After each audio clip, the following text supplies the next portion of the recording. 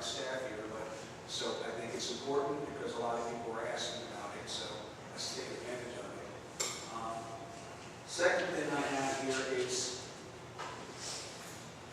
the whole idea of the public-private partnership, which I have a lot of good feelings about.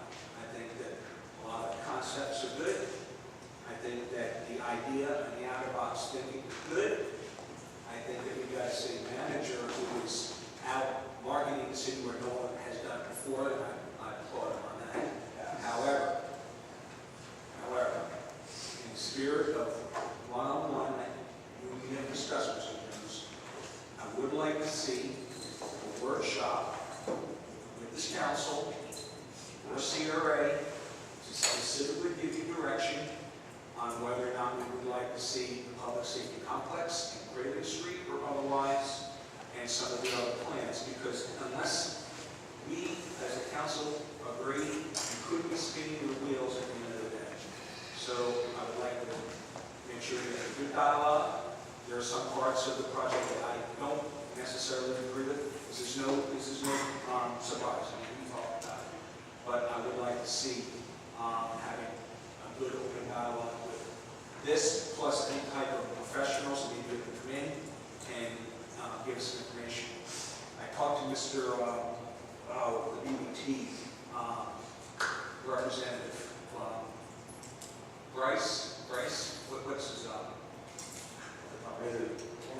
there was something from BBT that was referenced in one of the emails, and I talked to him today about public-private partnerships, and he was giving me some information like if you went for a fixed loan, it could cost us as much as 5%. If you went with floating loan, it has to do, if it was going on LIBOR, blah, blah, blah, blah, blah. Bottom line is we need to give you the right consensus so that there is no misunderstanding and we can move forward. So, it's no nonsense as much as transparency. So, Mr. Mayor, I'd like to, before we go any further, I'd like to see, somewhere in the near future that I know. Yeah, I believe we'd already talked about that in a workshop here a while back, that he was going to do a public-private. Isn't there a company coming in? Absolutely. We've already had a direct leader to work on the presentation, which wouldn't be the first presentation, but it was asking me to try and do it in a way that could be a little bit more rudimentary in the presentation. So I've been looking, and then we also talked about a firm that is also offered to come in that does this kind of work to do also a presentation. But I think the goal is to have my presentation first before we bring them on board, only because we never know where they may want to fit in, and if we go through our RFP process, they may be one of the ones interested in participating in it. So we try to hold that back as much as possible and get, I guess, a consensus over what should be in it and what should be out, just what it does and those kind of things. So I'm working on that to look at it in a different way with a potential clear timeline that it would involve the state, because there's a big piece of this is the state. And I'm happy you brought up government transmitting in the announcements. The difference between the information I gave you in the memo and the question you asked, the Department of Transportation Act, that they're all focused on what's in the budget, clearly what's in the budget. From their standpoint, it's not in the budget.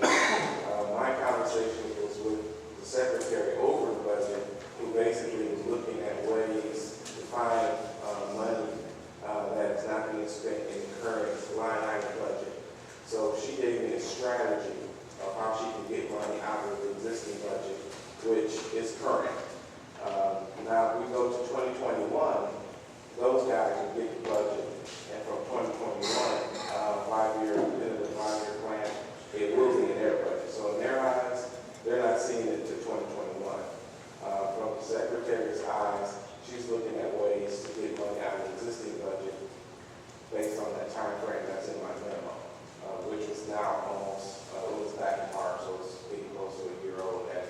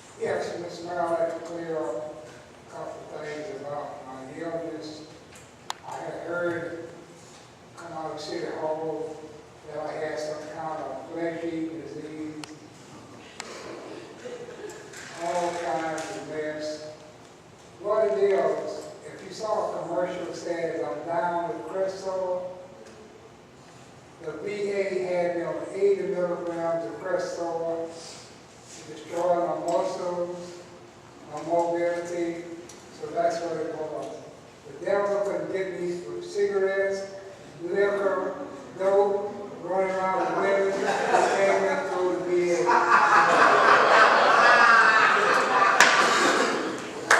That's it. I'm coming back. Don't you think I'm not coming back? All right. Thank you, Mr. Griffin. And 9 lives. I've never had it hurt quite that way, but that's not the truth. I'm down with Crestor. Thank you.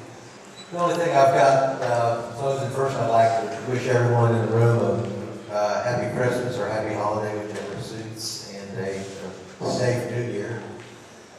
I'd like to thank the audience for coming out tonight and support. Over 2016, we've got some huge goals that are set.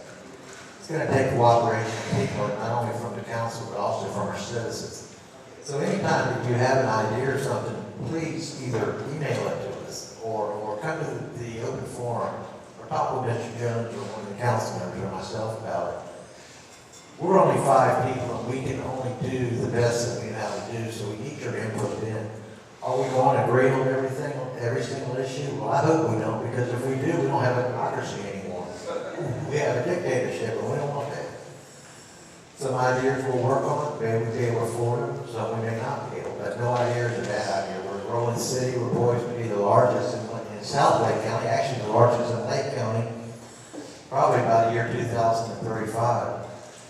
We've resolved a tremendous amount of issues that we've had, water being one of the primary ones. Mr. Radnick, I look over and you've heard about water since when? 2008?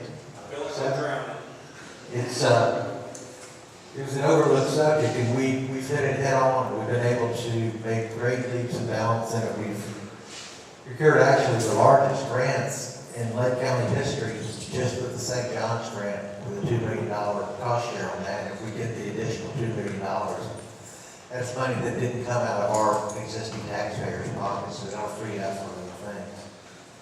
Our rate structures, Jamie came 2 years, 3 years, 2 years. Jamie has turned this utility department completely around. It was a bit of a problem, and he stayed with it, retired from one job and came and turned it to another one, and just done a great job. Did Jamie and I agree on everything? Well, no, I hope not. But that's what it's all about. Keith Dennison, Police Department. The job you're doing there is outstanding. It's compliments all over the county. Has it come with bumps in the road? Absolutely. We expect that. Change causes bumps in the road. Chief Morgan, I don't know what to say about you. Just keep going along in a good manner all along. Mr. Berger, outstanding job at planning.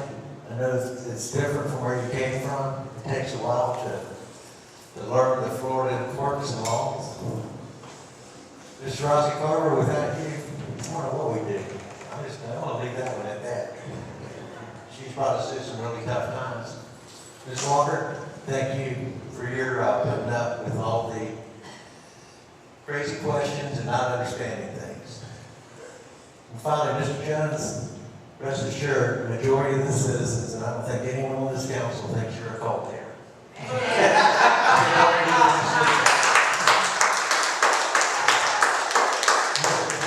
Merry Christmas, and we'll go ahead and adjourn the meeting at 10 minutes after 9. And thank everyone for coming.